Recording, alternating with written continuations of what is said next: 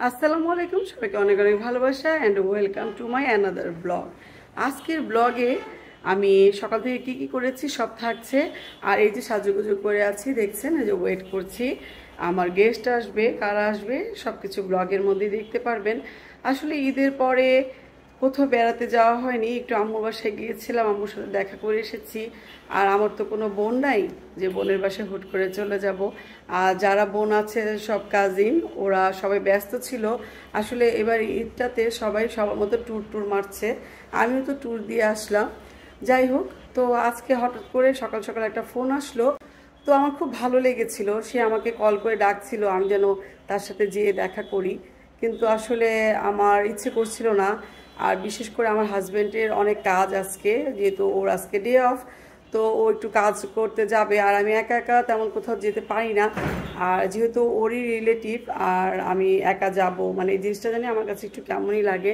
তাই আমি তাদেরকে বললাম যে ওকে ফাইন, তাহলে তোমরা আমার সাথে আসো, আমার বাসায় আসো। আর আমার নতুন বাসায় ওদের আসাও হয়নি, তাই আমি ওদেরকে ইনভাইট করে ফেললাম। তো ওদের জন্য কি আয়োজন করেছি সেগুলো আপনাদের সাথে শেয়ার করব, এবং ওদের সাথে গল্প হবে, আড্ডা হবে, সব কিছুই আপনাদের মাঝে শেয়ার করছি। তো এই তো আমার সাথে থাকেন, পাশে থাকেন, আমার ব্লগটা দেখতে থাকেন, আশা রাখি অনেক ভালো লাগবে। সপ্তাহে 2-3 দিন আমি এরকম আটা দিয়ে ডো বানিয়ে রেখে দেই, তাহলে সারা সপ্তাহ এভাবে একদিনের পর একদিন এভাবে করে খাওয়া যায়। আমার হাজব্যান্ড আজকে ছুটির দিন বাসায় ছিল, তাই ওর জন্য হালুয়া চা বসিয়ে দিলাম। বাসার নাস্তা খেতে ও বেশি পছন্দ করে, তাই আমরা বেশিরভাগ বাসায় নাস্তা তৈরি করি। সকাল সকাল গরম গরম পরোটার সাথে হালুয়া চা খেতে কিন্তু অনেকই ভালো লাগে। আমি যখন কাজ করতে থাকি উনি এইভাবে এসে আমার পায়ের নিচে বসতে থাকে, ভালোই লাগে ব্যাপারটা।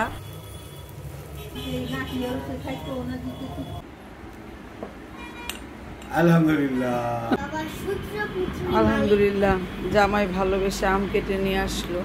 বিসমিল্লাহির রহমানির রহিম।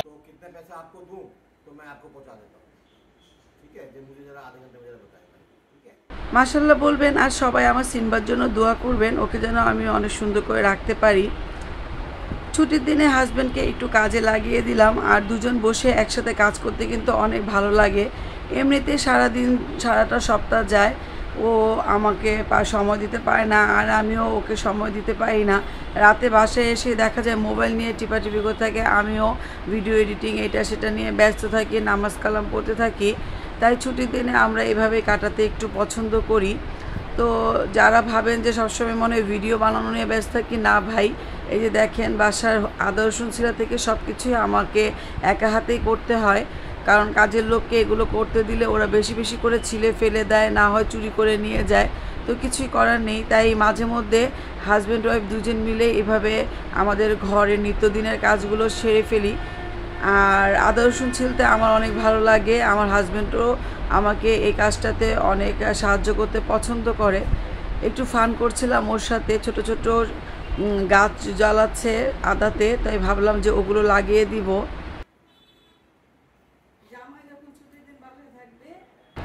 এভাবে যেন আমরা সুন্দরভাবে চলতে পারি, হাসি খুশি নিয়ে। সবাই আমাদের জন্য দোয়া করবেন। জানি না কয়েকদিন পর পর কার নজর আমার উপরে এসে পড়ে।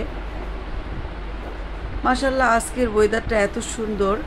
আর আমি বেশ কিছুদিন পরে এই বাসাটা ছেড়ে দিব, আমি যেদিকে যাব সেখানে লোকেশনটা একটু দেখালাম। আমি যেমন ঘুরতে ফিরতে বেড়াতে পছন্দ করি, তেমনি আমার বাসায় কেউ আসলেও আমার অনেক ভালো লাগে, কারণ রিজিক কিন্তু আল্লাহ প্রদত্ত, যার যার রিজিক শেষে নিয়ে আসে। যখন যার রিজিক আমার হাড়িতে থাকবে তখন কিন্তু আমরা না জানলেও সে আমার বাসায় চলে আসবে। আর খুব ভালো লাগছিল, যেহেতু ভাগ্নি আসবে, এই ভাগ্নি ইউএস থেকে এসেছে, আমাকে এর আগেও ওর সাথে দেখা করার কথা বলেছিল, তাই আমি ভাবছিলাম যে আমার এই নতুন বাসায় ওর কখনই আসা। আমার এই ভাগ্নি সবসময় আমার অনেক ব্লগ দেখে, আর সবসময় ব্লগ দেখে বলতে থাকে, মামি আমি যখন দেশে আসব তখন কিন্তু আপনার হাতে রান্না অবশ্যই খাওয়াতে হবে, যদি আপনি আমার বাসায় আসেন। তারপরও আমি বলেছি সমস্যা নাই, তুমি আমার বাসায় আসবে, আমার হাতে রান্না খাবে। ওর জন্য ঝটপট একটু গরু মাংস তরকারি, মটর পোলাও আর একটু ফিরনি রান্না করলাম। আর রাতে আমার মুরগি মাংস রান্না করেছিল, তা দিয়েই হয়ে যাবে। তারা তো আমার বাসা চিনে না, তো তারা নিচে ওয়েট করছে, আমরা তাদেরকে যেয়ে নিয়ে আসার জন্য যাচ্ছি। আর এই তো গেস্টকে আনা এবং তাদেরকে বিদায় দেওয়া কিন্তু সুন্নত। আমরা লিফটের জন্য ওয়েট করছি 10 তলায়, এখনই চলে আসবে লিফট। গেস্ট আসবে, তাই আমার মেয়ে 3 পিস পরেছে, লাইফের ফার্স্ট। আসো নিয়ে আসি।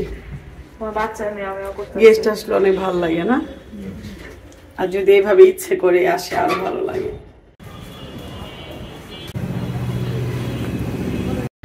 একটা সময় জীবনের 10টা বছর আমরা একসাথে কাটিয়েছিলাম। তখন আমরা অনেক আনন্দ করতাম, খেলাধুলা সব মিলিয়ে। আপু যখন আমার বাসায় আসলো আমার খুব ভালো লাগলো। অনেকদিন ধরে আপু তার বাসায় যেতে বলছে।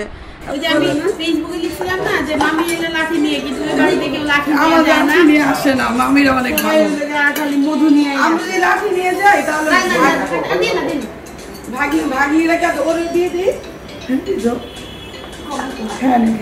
তুমি এত কম খাও, তাহলে তো আমি একদম ফ্রাইড রাইস করতাম। না করে কি আর বাড়বো তখন আনছি করলেই না। তো কারণ মেয়েরা যখন বিয়ে হয়, বিয়ে পরে তাদের কষ্টের জীবন, বাবার বাড়িতে কষ্ট করে না, মনে করো শ্বশুর বাড়িতে যদি একটু না করে দিয়ে দেয়, তোমরা কিছু মনে করো না। যেহেতু বাসায় সবসময় 2 মেয়েকে নিয়ে একা একা থাকি, হঠাৎ করে যদি কোনো গেস্ট আসে তখন কিন্তু অনেকেই ভালো লাগে। আর যখন তারা হয় নিজেদের মানুষ, ওরা এসেছিল, অনেকক্ষণ গল্প হয়েছে, আড্ডা হয়েছে, সব কিছু তো আপনার মধ্যে শেয়ার করলাম। আর যাওয়ার সময় আমাকে জোর করে বললো যে মামি আসেন, আমাকে এগিয়ে দেন, আমরা যেতে যেতেও একটু গল্প করব। তো এই তো যাওয়ার সময় গল্প করছিলাম, ওদেরকে বিদায় দিচ্ছিলাম। ভালো হয়েছে, আমি কিন্তু তোমার ওদের সাথে দাওয়াত দিতাম, কিন্তু তো এখন তো এটা মিস করলে তো আসতে পারতাম না। না, এটা এই ডেটটা মিস করলে তো আসতে পারতাম না, জন্য তুমি আগে। আল্লাহ হাফেজ দিদি। তো এই ছিল আমার ছোট একটা ব্লগ আপনাদের মাঝে শেয়ার করলাম। কেমন লেগেছে অবশ্যই লাইক দিবেন, কমেন্ট করে জানাবেন।